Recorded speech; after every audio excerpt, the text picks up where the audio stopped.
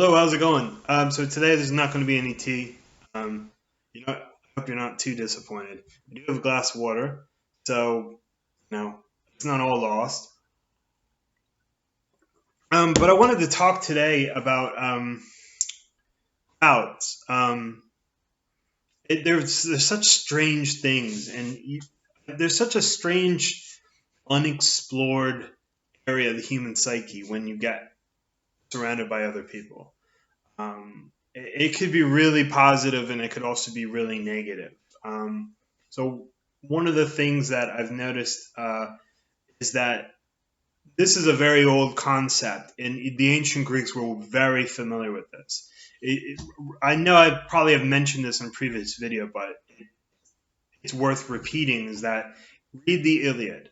Iliad teaches you a lot about human nature and individuals and what is good and what is bad. You might not agree with it, but it's a very interesting viewpoint. And if it's been read for a couple thousand years, maybe even 3,000 years, I think it's worth reading.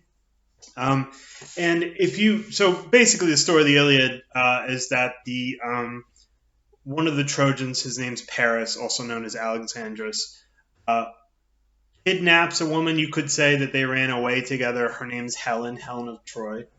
She was actually originally from Sparta. And he either kidnaps her or she decides to leave her husband Menelaus for him, and they go off to Troy. And the Greeks were extremely angry about this, and they decided they were going to go get her.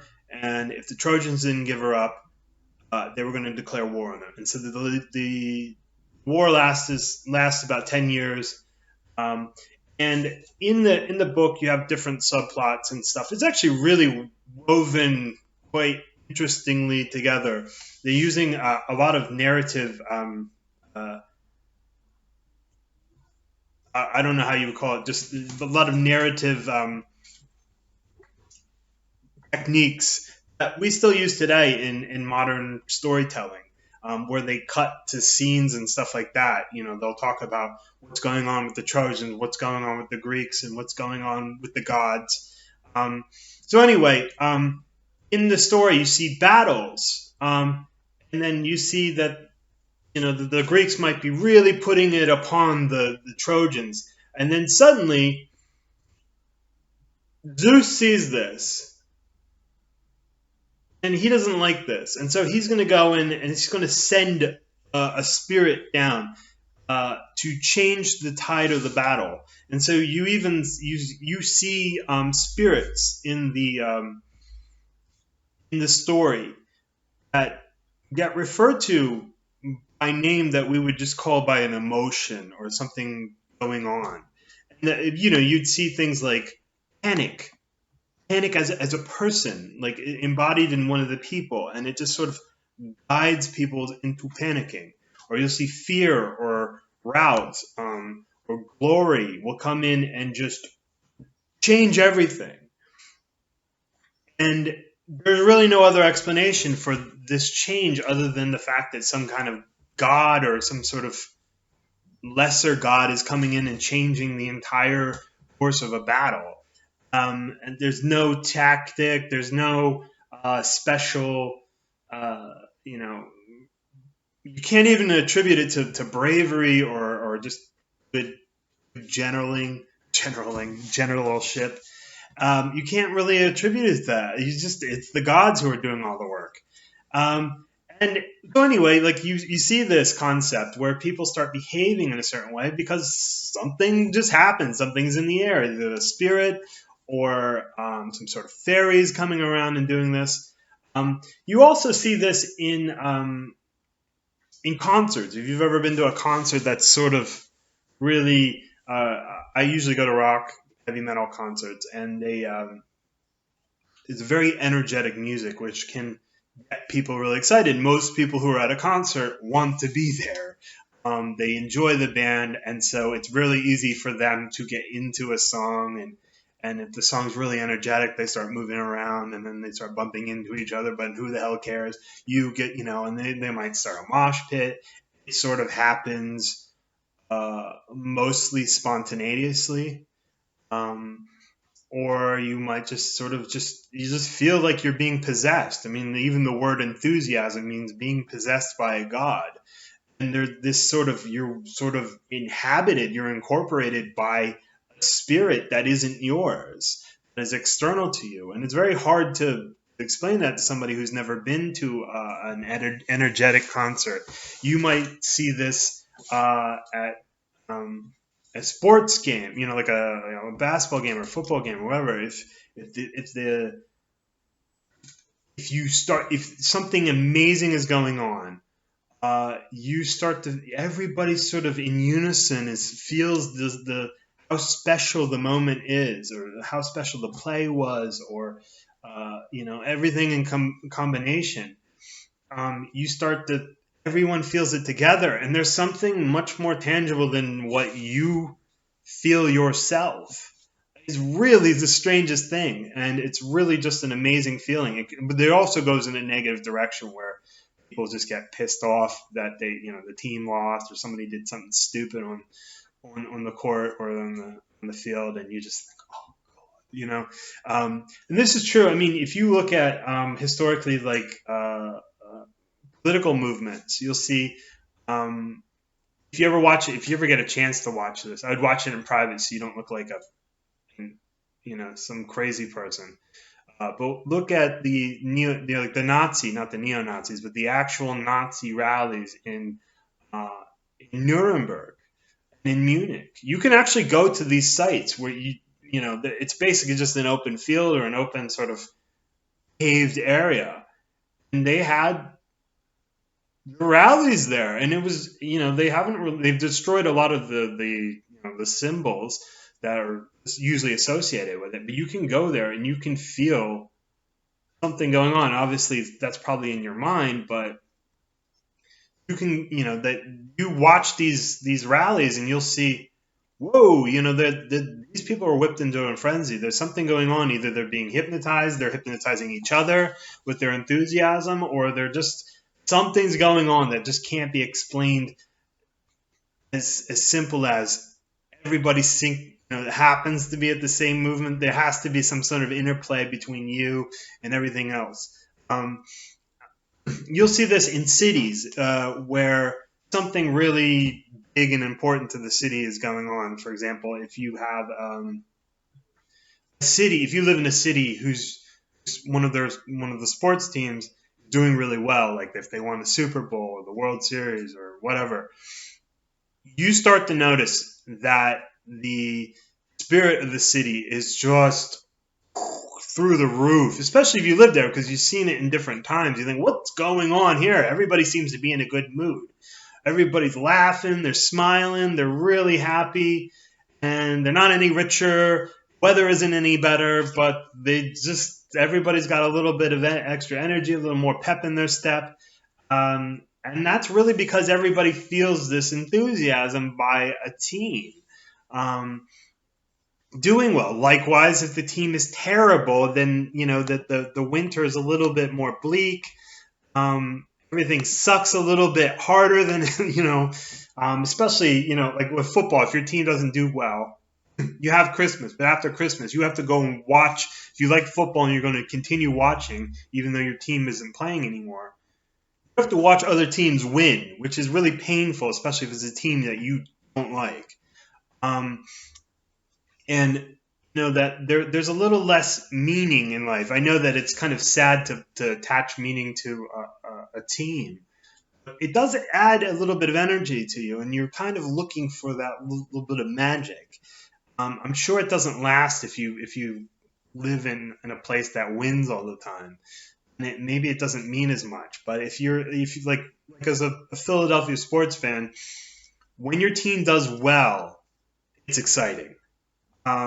It's really just when the Phillies won the World Series, or the Eagles won the Super Bowl, it was a magical moment in the city, and you could feel it. You could just feel the energy just so high in the city. And now that the Phillies don't look that great, the Flyers are terrible. The Sixers are okay, but everyone knows they're not going to win. It's not as nice, And the thing is that this was also true with coronavirus. And now I lived in the height of coronavirus. I lived in England. Now the English love harkening back to the past of that sort of um, let's pull together kind of thing, and we're all in this together. As soon as it turned political, you knew we're not all in this together. We don't agree what the thing to do is. Since it's a non-entity, it's not somebody you can actually direct your hatred towards. Like, if you are fighting Germans, then you can say that's the enemy. That's the one we need to focus on. We can all focus our energy on the enemy and surviving their attacks. But coronavirus, you can't really hate it because it's not really doing this out of will. And hating it doesn't actually make anything better. So ultimately, you can try to find the energy to be a little bit nicer to people, but ultimately, when everybody is just over it, they're just angry and they're frustrated that their lives are being put on hold, that people that they know have died. It's just really frustrating. You see the government just start making a mockery of their own rules, then you start to think, well, why am I doing this? Why is my life being put on hold when the prime minister is having Christmas party after Christmas party? That really just kills the energy. And it's just something that you start noticing, and once you are familiar with this, you start realizing how much are you affected by this, and you think, well, if my team's not winning, right? Sports, and these ultimately don't matter, then I don't feel like that little extra boost. There's no turbo in my engine. So I can go at full, like whatever my normal speed. But it's not fun. It's not special. It's just, we're just going to keep on going, and that's going to be it. And so the thing is, like, I think that when you realize the power of a crowd, you start realizing that you as a human, among other humans, stop being yourself. You surrender a bit of your identity, your individual identity, to the crowd and other people's movements, even though that you would think of them as just sort of external stimulus.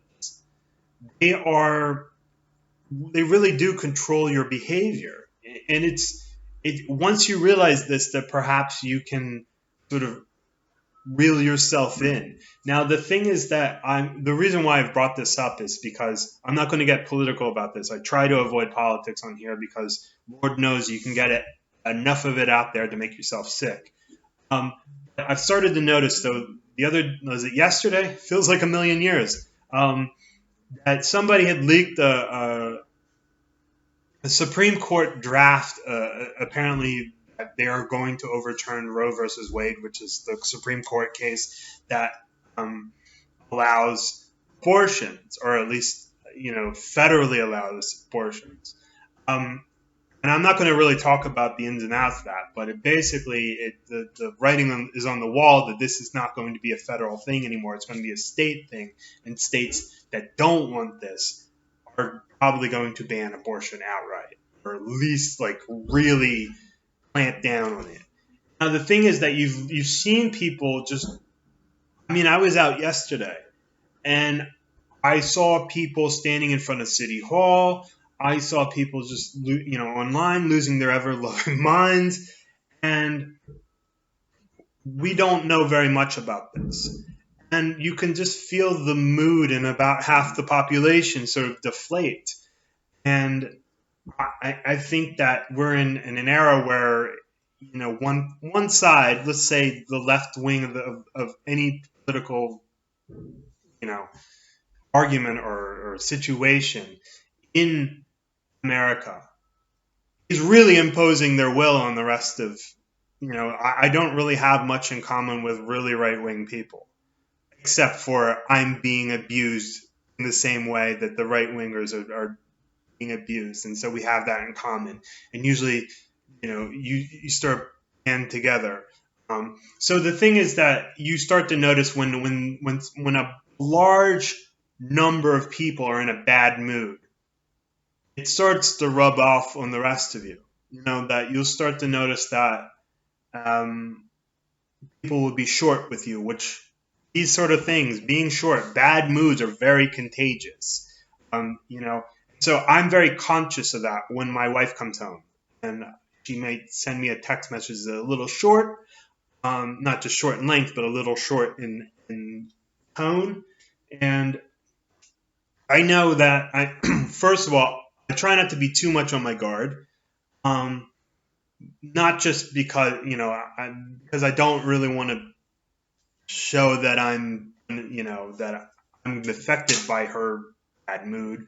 Um, but I also have to remember that my mood is contagious. So if she comes home in a bad mood, now I'm in a good mood. I force myself to be in a good mood. Her bad mood gets a little bit better. She might not be in a great mood, but at least she goes from like a 1 to a 4, while I'm fake 7. I could be just as a 4 as her, but I know that I can just pull her up by her bootstraps and just like, let's do this. Let's get not as miserable. Let's find a way to salvage the rest of this day. And then when you see somebody who especially someone you love, like your parents, your spouse, your friends, they're in a bad mood. It is your duty to cheer them. That's why you're there, is to cheer them up, to support them. And, if that means distracting them, that's fine. If it means just sitting there and listening, that's fine. If it means giving advice, that's fine. And you have to learn to read the person. So, this is a very famous, how would you call it, trope or thing that women don't really want to help them with their problems. They just want you to listen to their problem. And sometimes they just need to get it out, in the same way that a drunk person just needs to throw up to feel better. And I think that, ultimately as a husband, it's your job to make your wife feel better. That's it. There are other aspects of it, but that's why you're there. That's why she chose to live with me, right?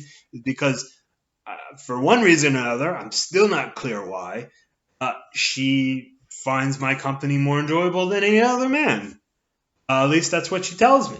So, that if you are conscious, so to tie this all up, is that basically as a couple or as a family, you are a crowd.